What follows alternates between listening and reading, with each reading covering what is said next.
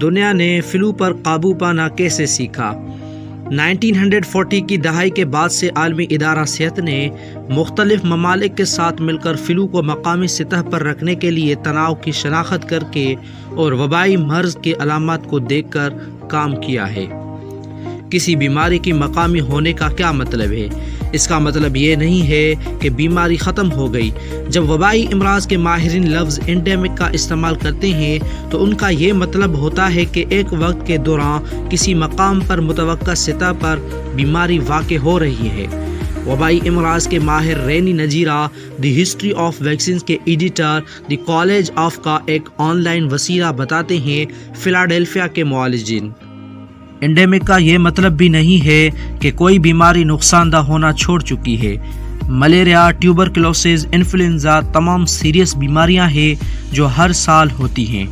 1940 کی دہائی سے ممالک نے مضبوط بین الاقوامی صحت کے نیٹ ورک بناتے ہوئے جو فلو کے تناؤ کی نشاندہی کرتے ہیں تاکہ انہیں قابو میں رکھا جا سکے اور اس قسم کی تباہی سے بچایا جا سکے جو 1918 کی وبا کے دوران ہوئی تھی۔ یہ وہ چیز ہے جو وبائی امراض کے ماہرین اور ماہر وائرولوجسٹ نے دلیل دی ہے، اور اگر کووڈ-19 جب یہ وائرس مقامی ہو جاتا ہے تو یہ ضروری ہوتا رہے۔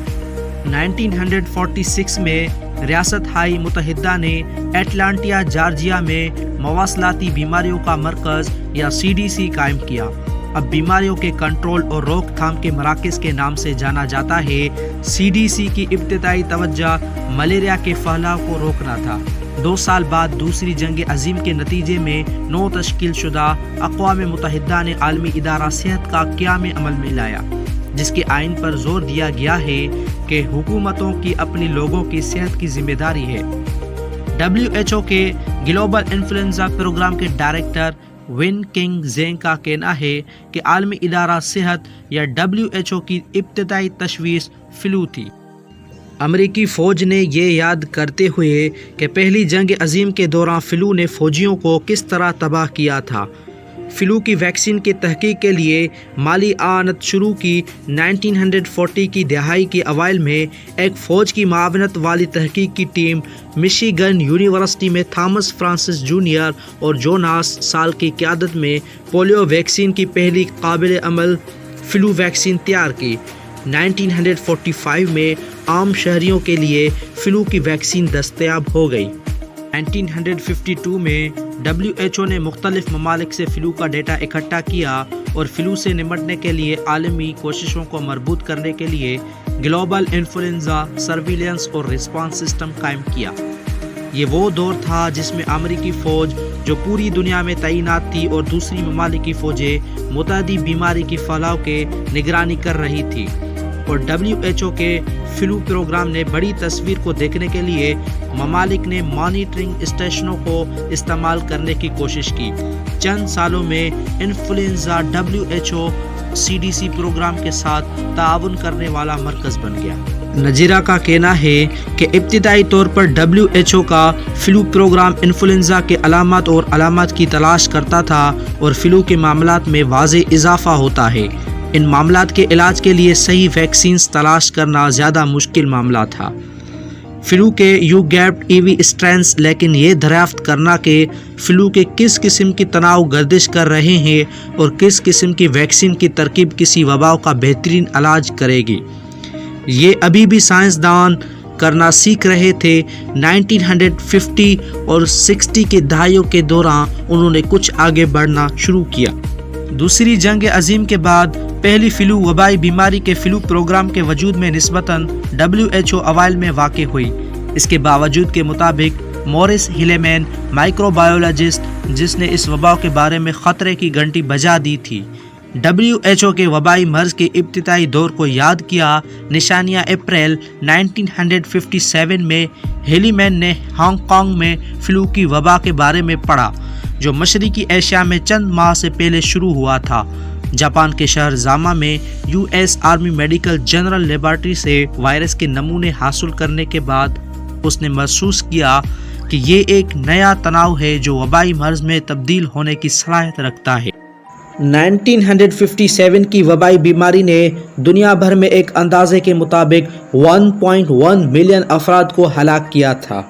اور بہت زیادہ امکان ہے کہ اگر ہیلیمن نہ ہوتا تو بہت سے لوگ ہلاک ہوتے۔ جس نے اس سال دستیاب ہونے والے ویکسین پر کام شروع کیا، ہیلیمن نے 40 سے زیادہ ویکسین تیار کیے اور صحت عامہ میں ان کے تعاون کے لیے نیشنل میڈل آف سائنس حاصل کیا۔ اس معلومات اور انتباہ کے ساتھ ویکسین بنانے والے اس وائرس کے تناؤ سے متعلق مخصوص ویکسین تیار کرنے میں کامیاب ہو گئے۔ تمام وبائی امراض کی طرح 1968 میں ایک تباہ کن ٹول چھوڑا جس میں ایک اندازے کے مطابق 10 لاکھ افراد ہلاک ہوئے۔ پھر بھی عالمی سطح پر معلومات کے تبادلے سے تناؤ سے متعلق مخصوص ویکسینز کی ترقی ہوئی جس نے بہت سے لوگوں میں انفیکشن اور شدید بیماری کو روکنے میں مدد کی۔ سائنسدانوں نے فلو کے بارے میں بہتر سمجھنا شروع کیا۔ وہ دیکھ سکتے تھے کہ فلو کے مختلف موسموں کے دوران مختلف تناؤ نمایاں تھی، یعنی ویکسین کو خاص طور پر گردش میں موجود تناؤ کو مؤثر بنانے کے لیے نشانہ بنانا چاہیے۔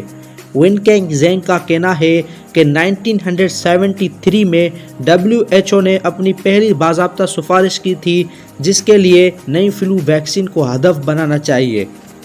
2007 میں ایک بین الاقوامی قرارداد نے WHO کو تعاون کرنے والے ممالک کو یہ بتانے کا مزید اختیار دیا کہ وہ گردش کرنے والے تناؤ کی بنیاد پر اس سال کے لیے فلو کی کون سی ویکسین تقسیم کریں، اور یہ بھی اگر کہ فلو کی بڑھتی ہوئی وبائی WHO بیماری کا پتہ چلا تو کیا کرنا چاہیے۔ ویکسین کی پیداوار میں اضافہ جیسی چیزیں، جان سفری پابندیوں کا نفاذ، تاہم کہ WHO کسی ملک کو بعض ویکسین استعمال کرنے پر مجبور نہیں کر سکتا۔ 2009 میں H1N1 کی وبا ان بین الاقوامی صحت کے ضوابط کا پہلا امتحان تھا۔ نجیرہ کہتی ہے اگرچہ وائرس نے ایک اندازے کے مطابق 1,51,700 سے لے کے 5,75,400 افراد کو ہلاک کیا، لیکن جلد پتہ لگانے اور ٹیسٹوں اور ویکسینوں کی نسبتاً دستیابی نہ وبائی مرض کو مزید خراب ہونے سے روکنے میں مدد کی۔ اس کے مقابلے میں WHO کا تخمینہ ہے کہ ہر سال 2,90,000 سے لے کے 6,50,000 انفلوئنزا سے متعلق سانس کے اموات ہوتی ہیں۔